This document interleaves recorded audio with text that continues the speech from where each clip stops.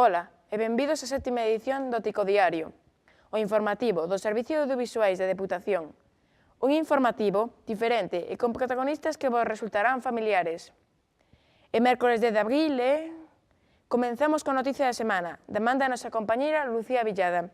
Bos días, Lucía, que nos traes hoxe? Bos días, Samuel. Comenzamos o Tico Diario de hoxe falando dun encontro no que se deron cita os amantes das antigüedades e da restauración de mobles. Tivo lugar en Sarria, na feira de San Lázaro, e nós estivemos ali para elaborar a reportaxe que vos presentaremos a continuación. Os anticuarios de Sarria compartiron un ano máis a rúa por vir cos chegados de fora. A Feira de Antigüidades e Restauración de San Lázaro desafiou a choiva con música. O percorrido polas 25 carpas instaladas polo Concello comeza aquí. Nunha carpa doble, facer como un bar dos anos 30-40, en donde temos música en directo, tanto mañá como polas tardes, temos degustación de produtos da zona, como pode ser porco celta, como pode ser a torta de Sarria, que tamén se pode degustar, queixo daqui de Sarria. O son do trío santiagués acompáñanos na ruta, na que abundan utensilios e mobiliario rústico recuperado nas casas de aldea. Hai xente que ten unha casa antigua, ten un forno, e ao lado do forno quere poñer unha artesa, busca todas esas cousas que había antes, o mellor teñen a casa peladiña e necesitan os mobles, queren esas cousas. Queren que a casa siga tendo a mesma vida que tiña cando estaba habidada por outra xente. Outros lembran o uso que se lles daba antano. En todas as casas casi había algún destes, en alguna esquina da casa había. E a mí cómodo, metías aí, levantabas isto, metías aí, ia a baixar, e era comodísimo, comías aquí, comías aí, pero moi buena, moi ben. Mobiliario de distintas épocas, cerámica, libros e discos de vinilo, máquinas de escribir e cámaras dos anos 30. A oferta é completa. A Feira de San Lázaro acubilla demostracións en vivo e exposicións de traballos de cerámica. Tamén de madeira, coa Asociación Cultural Sarricanta tallando cara ao público.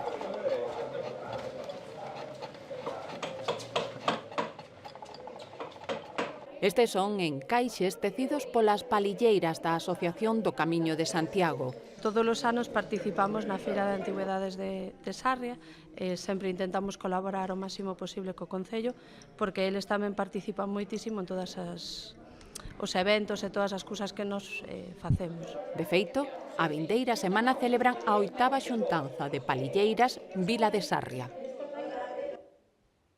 Pois aí queda a noticia desta semana. Trasladámonos agora ao Concello de Fonsagrada. Ali está a nosa corresponsal Uxía Varela. Uxía, hola, por que estás hoxe aí?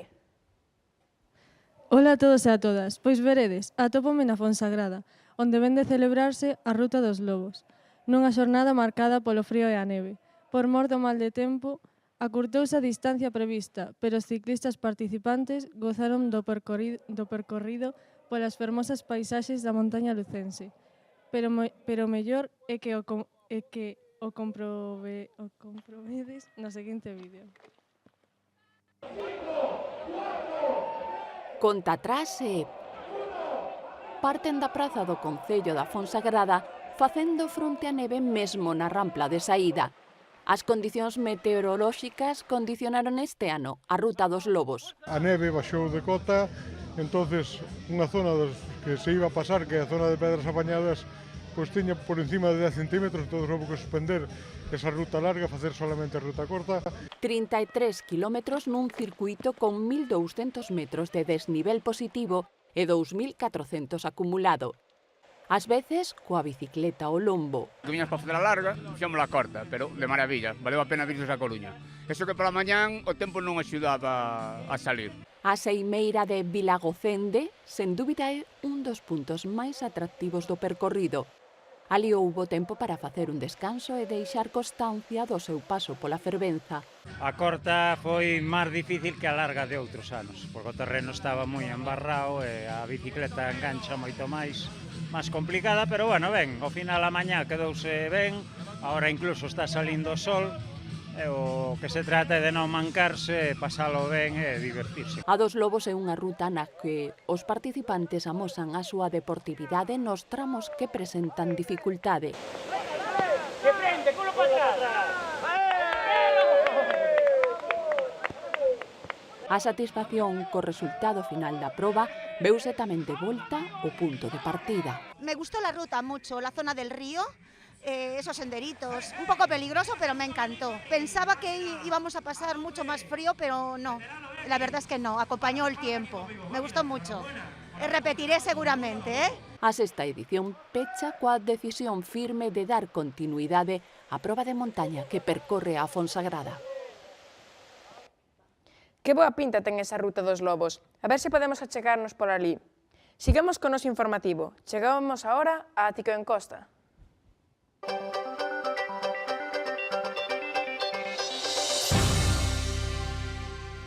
Ola a todos e a todas. Hoxe acompáñanme os meus compañeiros as que lle vou pedir a súa participación nunha seguinte pregunta. Teresa, cal é a túa afición favorita e por qué? A miña afición favorita é tocar o violín, porque gústame moito a música e creo que é un instrumento moi bonito. Ti, Laura, que nos poderás decir? A miña afición favorita é xogar o baloncesto porque as miñas amigas contaxiaronme a afición e gústame moito. Pablo, ti que nos poderías decir sobre isto? A miña afición favorita é o baloncesto, xa que levo xogando desde que tiña 6 anos. E ti, Claudia, tes outra opinión? Eu igual que os meus compañeiros é o baloncesto, xa que me pareceme que é un deporte moi bonito para compartir co teus amigos. Ti, Ansede, que opinas desto? Pois a miña afición favorita é o fútbol porque o levo practicando desde que era moi pequeno e mo paso moi ben xogando cos meus compañeiros. E bueno, ata aquí as súas opinións. Moitas gracias. Ata pronto.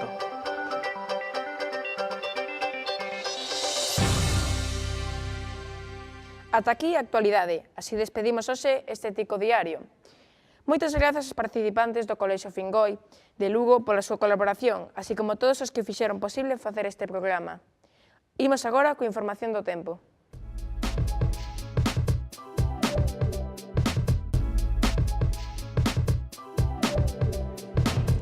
Ola, moi bons días a todos e todas. Comezamos a xornada de hoxe cunha borrasca que, como se pode observar no satélite Meteosat, que afectará a toda Europa. Xa as previsións para Galicia serán cun pouco de todo. Sol, choiva, un pouco de néboa e finalmente en Lugo máis do mesmo. Espero que teñades unha boa Semana Santa.